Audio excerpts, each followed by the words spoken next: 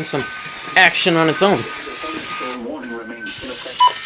Candlewood Lake, Oh, look at that. Timber Lane, and Garden Prairie. Never mind.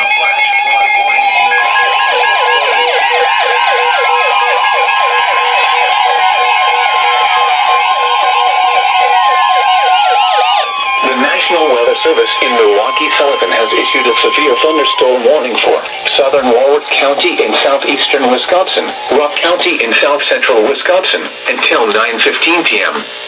At 8:41 p.m., a severe thunderstorm was located over Janesville, moving southeast at 55 miles per hour. Hazard, 60 miles per hour wind gusts and penny-size hail. Source, radar indicated. Impact, expects damage to roofs, siding, and trees. Locations impacted include Janesville, Beloit, Elkhorn, Delavan, Lake Geneva, Milton, Edgerton, Williams Bay, Genoa City, Walworth, Clinton, Fontana on Geneva Lake, Sharon, Darien, Orfordville, Footville, Como, Tell Lake, Powers Lake, and Richmond. For your protection, move to an interior room on the lowest floor of a building.